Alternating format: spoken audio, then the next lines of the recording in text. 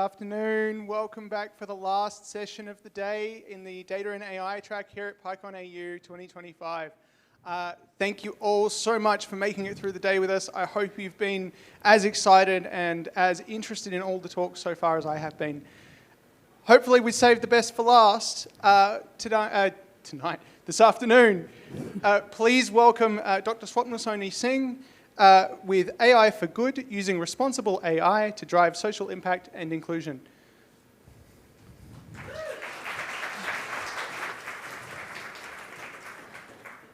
Thank you so much, Nick. And hello, everyone. It's an absolute pleasure and honor to be here for PyCon AU 2025. And after a full day of incredible talks and great ideas, I think I'm really excited to be here for the final talk of the day. And especially in a room full of such amazing people, sharpest mind in the field of technology, and people who are not just building the future, but are actually coding into existence. So thank you so much for being here, and I hope that I'll share something with you all that can make a valuable contribution to the great ideas that already exist in the room. So here we go. My name is Swapnilsony, and over the past 2 years, I have had the privilege of working at the intersection of technology and social impact. So I work for Good Shepherd Australia and New Zealand, and our mission is to support women, girls, and families who are experiencing disadvantages. And by virtue of that mission, it places us at the front line of social change and compels us to continuously seeking for new frontiers for social impact. So what I'm going to talk today is far beyond the lines of coding, algorithms, data structure. I'm going to talk about AI for good, and more specifically, how responsible AI can drive social impact and inclusion. So here we go. Okay, so my journey to this stage didn't start here. So when I moved to Australia, obviously given such strong social security systems and infrastructure, an economy that can envy any other economy in the world, I came with the perception that the deep exclusion that we see in the other parts of the world are a distant echo here. But when I began working, I realized that the context might be slightly different, but the paradox still does exist. I mean, of course, it's manifesting in different ways, but the paradox still exists. So beneath the surface of this growing economy and this, soaring GDP numbers and record low unemployment rate, which is all amazing, but we have some growing numbers of Australians who are left behind. And these numbers are actually about facing that hard-hitting reality. Because these numbers tell a story which is far more compelling than any narrative. So let's look at these numbers together. The first one says that 71% Australians view housing affordability and homelessness as a key community issue. Similarly, 53% of Australians identify financial hardship and inclusion as a major concern in their community. And most tragically, around 3 million Australians, which also includes around 750,000 children, are living in poverty. Now, why I'm telling you these numbers? Because these numbers are not just numbers. They're not just statistics. They are individual, they are families, and most probably they are our neighbors as well. So I think we have a responsibility as a community, but of course also as a tech community, to bridge this gap and take it to a future which is far more resilient, just, equitable, sustainable. And of course, I do know and recognize that there has already been a lot of work happening in this space. We have started interacting with AI, and the digital transformation work has already begun. But I think it's a time for us to really pause and reflect that do we really need just a tech-heavy solution? Or probably what we need is a tech-powered, compassionate solution, where sympathy and compassion are not just theoretical touch points, but are really deeply coded in our models. But of course, when we talk about solutions, as a data-driven community, we do know that the first step to find a solution is actually to quantify the problem and measure it. And that's what I did. I started analyzing the Gini coefficient of Australia in a greater detail. Because obviously, that's one of the most telling indicators of a country's economical divide. So And for those who are not familiar, Gini coefficient is actually an indicator of statistical dispersion that is intended to indicate the income or the wealth inequality within a country or a social group, right? So a coefficient of 0 indicates absolute equality, wherein a coefficient of 1 indicates absolute inequality. Now, if you look at the data model here, you will realize that the Gini coefficient of Australia has been consistently, kind of rovering between 0.32 to 0.33. I mean, it has also occasionally gone 0.34, but pretty much consistent around 0.32 to 0.33. And that upward tick that you see in the year 2020, that talks about the lives of the people who were already struggling and they were further pushed into financial hardship because of macro and microeconomic conditionalities. And then the trend continues. Now, this really powerful and persistent trend has rippling repercussions on economy. And more specifically on the social sector. It really puts the social sector under immense stress. And we'll unveil that in the coming slides. So, interestingly, you can see here that the dark blue line basically talks about the demand curve of the social programs and offerings.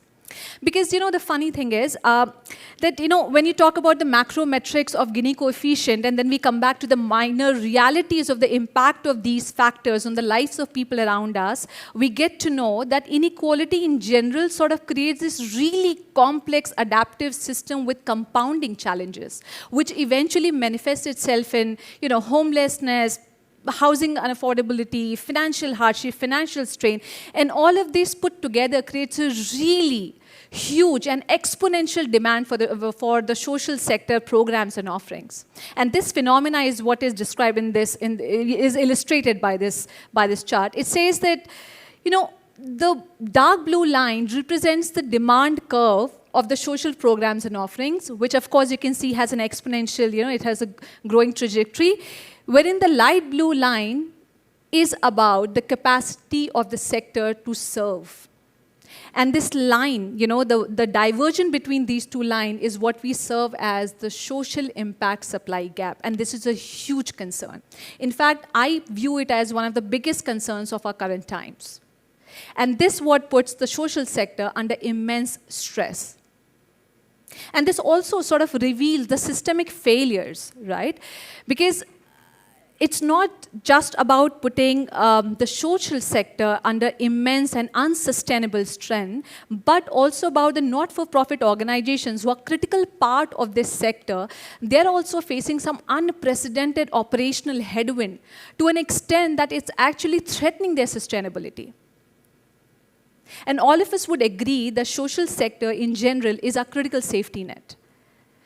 And unconsciously, without a proper solution, if the gap continues to widen further, we might just push a critical safety net beyond its breaking point.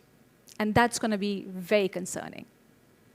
But interestingly, AI has a huge role to play here. AI can actually act as a force multiplier. It can actually act as not just by simple automation or simple augmentation, but I view it as, AI can play a role of a technological flywheel that can actually create these efficiency dividend that will liberate the human capital. It will also allow the institutions to actually increase the social good without having a linear increase in the human effort. And that's the efficiency dividend that we are talking about. But the bigger question to answer here is that how do we develop and deploy AI in such a complex sector? Because this sector is really complex. There are a lot of these systemic complexity. There are these interconnected, challenges. So this sector definitely demands a structure which is holistic, a structure which connects the AI into a connected system and also leverages on the system-level approaches and does operate on both the sides of the equation, which is the demand side and the supply side of the equation. And I tried doing exactly that. So presenting the Nexus framework to you all. Now, this is an architectural blueprint that would address the demand and the supply gap head-on.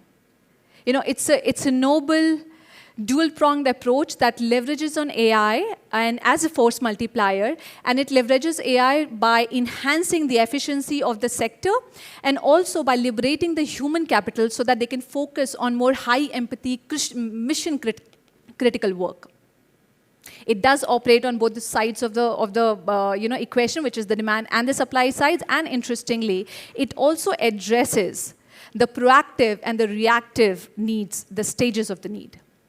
So in this framework, you can see that we have proactive wing and the reactive wing in the middle of this framework. So we'll start with the proactive wing.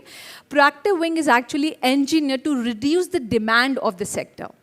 Right? So it focuses on early interventions and empowerment. So by using advanced analytics, it can do some, perform some risk stratification and understand and predict the needs so that the organizations can actually do just-in-time early interventions. The other one is the reactive end, which basically is all about user-initiated interventions and empowerment. So here the focus is to actually drive and provide rapid support in a very easily accessible manner by also automating all these operational or administrative tasks so that we are not just improving the efficiency, we are also improving the quality of the service. Now, of course, you can see some of these use cases. These are the potential use cases of the framework under these two respective wings. We'll talk about one of it at the last of this presentation. Up there, you see the central data and AI engine, which is certainly the core of this framework. It is definitely made of advanced AI technologies like generative AI, agentic AI, responsible AI, of course, machine learning. And then at the end of it, you see the measurable outcome, which is the desired outcome by which we can actually have a quantifiable reduction in social exclusion, enhanced financial well-being, and of course, economic empowerment. So moving on. As I said, the core of this framework is definitely the central data and AI engine that we are speaking about. Now, that's basically built on some of the most advanced AI technologies. And there has been carefully chosen for their capabilities to enhance operation, personalized support, and obviously to make sure that there is an ethical delivery that's happening across. Now, of course, in the radar chart, you can see that, how all of these components are orchestrated in a manner so that it can actually provide this really powerful and cohesive system. Now, we'll talk about some of these components, right? So we'll talk about the machine learning part, which is obviously the computational engine of the framework. It is also the workhorse of the scalable pattern recognition. So what it does, it basically analyzes and then predicts the pattern across vast and complex data set, which is also, the foundational to our predictive models and is, of course, central to any modern data sciences pipeline. The other one is generative and agentic AI. Now, this is certainly, they work in synergy, and they provide this really deep, personalized and dynamic user interaction layer. So with generative AI, we can generate this really noble content, which can be about personalized, empathetic, content, or maybe a simplified explanation. And agentic AI builds on top of it and can really provide the system the autonomy to basically perform these complex multi-step tasks. And interestingly, they would reason it and then act on behalf of the user. So collectively, just imagine a system which can not only just predict the financial distress, but can also initiate a very compassionate outreach with an actionable support. Next up is ethical AI or explainable AI. Now, of course, that goes without saying that this is an absolute non-negotiable, and given the high-stake nature of this sector and the AI intervention in this space is really high-stake, we just cannot operate in black box, and hence this ensures that we have accountability, adaptability, and auditability, so that the actions that the machines are taking, and we can understand the reasons behind it, making sure that our systems are really fair, and they are transparent and they are reliable. Now let's talk about very quickly some of the use cases in both sides of the equations. Now the first one is on the supply side, which basically focuses on how we can empower our institutions better so that they can serve our communities better. So the first one is proactive triage. Now this is really very interesting because proactive triage shifts the whole model, the service delivery model from a crisis model to a proactive preventive model. So just imagine, instead of actually waiting for a crisis to happen and then intervene, this actually can intervene just before that. So imagine by using advanced predictive analytics and NLP, you can detect the changes in an individual's financial data or their language pattern and can identify the risk and take a proactive action before they actually fall into the crisis. The other one is fairer lending. Now, this is basically meant for institutions who offer these financial products or microfinance or microloans. So AI can actually help them build these alternate credit scores, which can help the institutions to offer their support to the cohort who are either underserved or unserved because of biased credit score mechanism or model. Next up is enhanced support. Now, of course, I mean, this is about having an AI-powered chatbot or knowledge retrieval engine, which can provide support on a range of topics from financial counseling to financial coaching to mental health. And there's also a component and a nuance of empowerment, because all of this can happen anytime, anywhere, at the fingertips. So there is also a nuance of empowerment to the clients through these enhanced support. The next one is AI-augmented service delivery. Now, this is something that I really like the most, and I'm already working on this one, which is about a multi-AI model that can assist the frontline team across the client journey. So this is where the multi-agentic model can actually start helping, not just by taking the administrative work off, but also around what are the possible next steps. They can also retrieve information and provide documents and all of that. So by this, what happens is that the human-led services will gain efficiency and will also improve its quality. So these are the potential cases in the supply side. Now we'll flip the coin and we'll see what are the potential use cases in the demand side. The first one is smart financial tools, which is definitely about some mobile apps that can analyze the spending. It can sort of predict the bills, and it can also identify the forgotten subscription, thus giving the individual a huge power of their own financial strength. So giving them a better control over their financial health. The second one is simplifying navigation, which is primarily about having an AI-powered tool that can identify the individual entitlements and can support that individual through this mostly overwhelming, government or grant forms, and can make this whole process really easy, accessible, and intuitive for them. The next step is AI-enabled financial counseling. Now, financial counseling is really underfunded space. The time, the wait time for financial counseling can be really long. So I think AI-enabled financial counseling models can really make a huge impact in this space. So these AI assistants can really help users to manage their debt. It can it can help them find resources, and also can help them in actually, preparing them better for the human counseling sessions. Next time is scam protection. Of course, these are increasingly becoming alarming, and then the AI tools can actually help, analyze the incoming messages and can detect the users about any potential scams. So this basically acts like, a financial defense, in line of defense for this one. Now, these all are very interesting use cases, but the success of these use cases largely depends upon the principles that are governing the development and the deployment of these models. The principle for Nexus framework is that AI should be designed in a manner that it augments human expertise and not replaces it. That's the first one. The second one is that human must always be kept in loop, so that it ensures empathy and ethical delivery. Because without this, AI models can actually amplify biasness. They can generate new forms of discrimination, and it can really create this privacy and security vulnerabilities. So responsible AI becomes central to the philosophy, and it's not just a guideline. So, and we have a really good example of this. The pitfalls of not using AI responsibility, and the famous example or rather the infamous one, is Australia's robo-debt scandal. Now, this was a system which relied on a model to calculate this social security debt.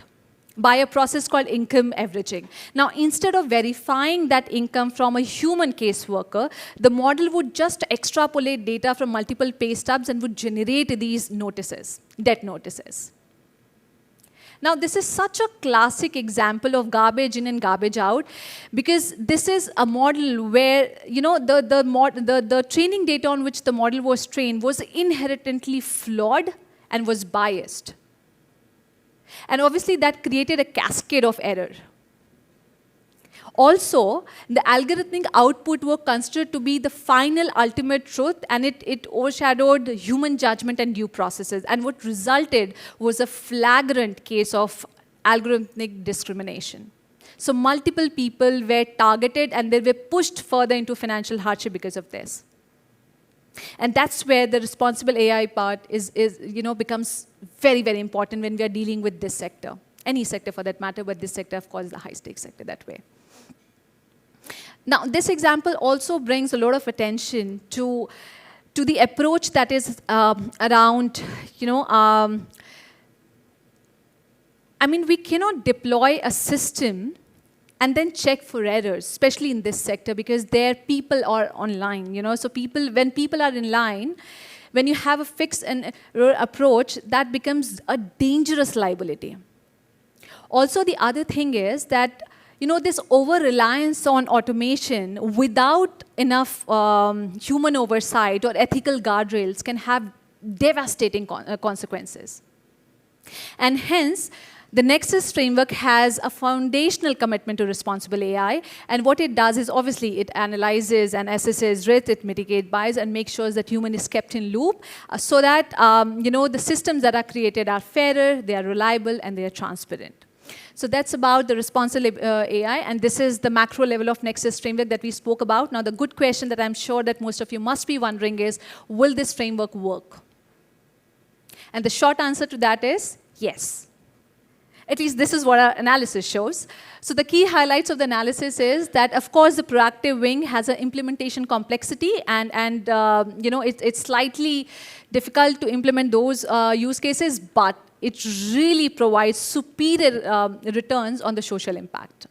On the other side, the projected 5-year impact model suggests that this model can actually have a quantifiable reduction in the financial hardship.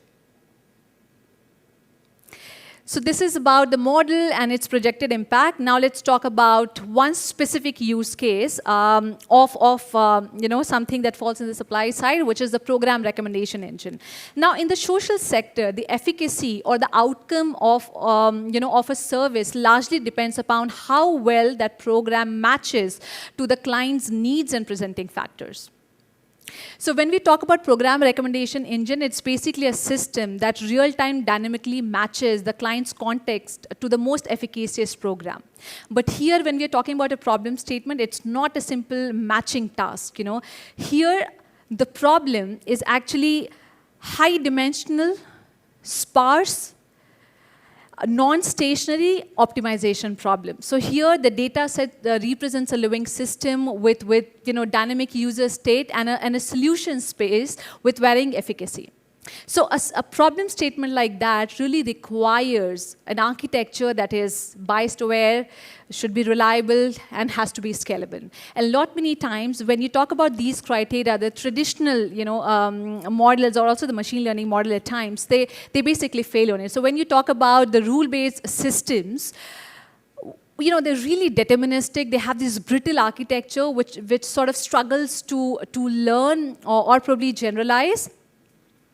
And also they are rigid, they are data agnostic, and and most importantly, they collapse under the nuance of individual circumstances. On the other side, when we talk about collaborative filtering really works well in a low-stake environment. And of course, we know that this is what powers the Netflix recommendation engine. So it really works well in a low-stake ecosystem. But when we talk about high-stake ecosystem, it seems to be an ill-fit solution. The reasons for that can be because obviously it has a cold start problem for a new user. That's one. Obviously it struggles with data sparsity, and most importantly, which is the crucial factor, is that it amplifies the biasness because it is trained on historical data. So by this, what it would recommend rather to an individual is the program that has been historically successful or popular, which is not the kind of recommendation that you would want to do a vulnerable individual. You will rather find a program that suits to his or her presenting factors and goals. So what we have next is our solution, which is primarily around a multi-agent solution. Now, this multi-agent solution is sort of a state-of-an-art solution for a high-stake ecosystem like social sector.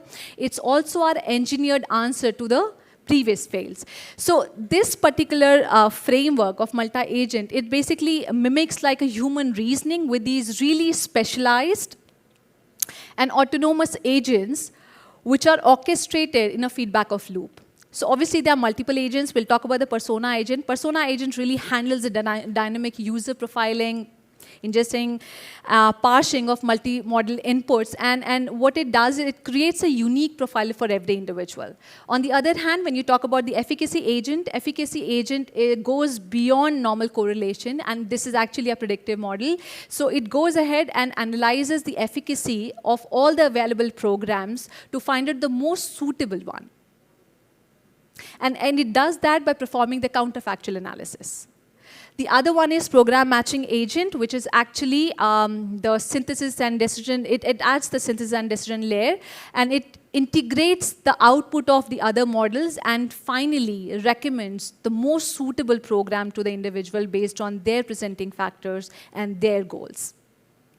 Now, all of this, if you'll see, this model is really integrated with a reinforcement learning model with a human in loop. And what it does is that every time there is a human feedback, a human expert feedback, it takes it as a reward signal, and then it helps the model to sort of refine its policy.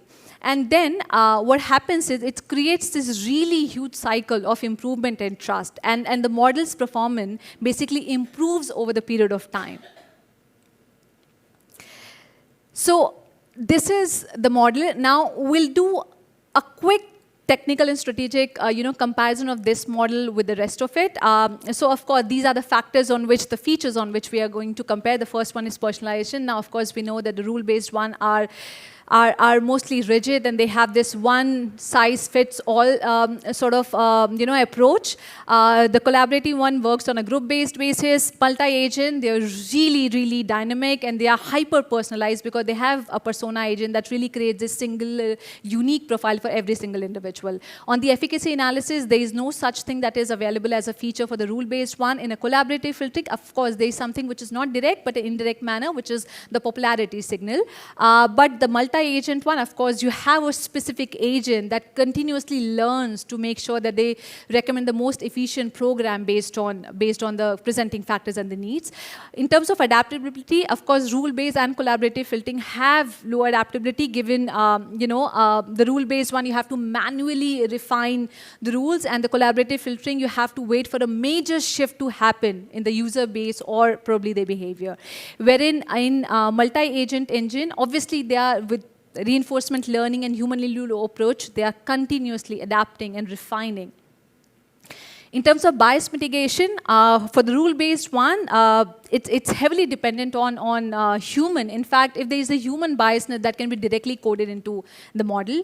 Collaborative filtering, of course, we know that it can actually amplify the historical biasness. Wherein given, our multi-agent one, because we have, human-in-loop that provides the ethical oversight, it is the biases are mitigated by design in a proactive manner. And the last one is scalability. Of course, the rule-based one is low on scalability because, every time you have to, change a new context, probably have to write a new rule for every new context, wherein for collaborative filtering, it works well, actually, in terms of scaling. But multi-agents are really excellent in terms of scaling because what it does is, it basically evolves based on the needs of the time. So you can add new data sources or probably new agent without doing a major re-architecture in the background. So it's really, really very, very scalable. Now, this example basically talks about that we have plenty of approaches available, but looking at the problem statement, we might have to find the one that suits that problem statement and its goal in the best way possible. And also we have to look for innovative solutions so that our technology and our codes can uplift people and can change lives for better. I'll leave you all with that thought for a minute, not for a minute, maybe a few seconds, before I tell you all something really, really important.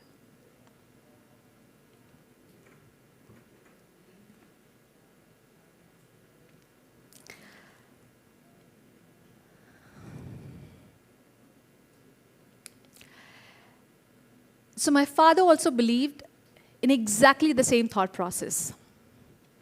He says that a life well lived is not measured by what you accumulate, but by the lives you uplift. I lost him recently, and I didn't get a chance to tell him that I'll be coming here for my first PyCon. But I know he's with me, and his spirit as a change maker lives on with me in my work. And I have to tell you something really interesting. He knew nothing about AI. But he was one of the strongest proponents of AI, and he believed in the potential of AI, that it would change the world for better. He always believed that it would definitely make a huge impact. Today, this is my first PyCon, and I really want to dedicate this to my father, my Papaji, my hero, the person whose vision for future shaped my own. So pranam, Papaji, and thank you all. This is my time. Thank you.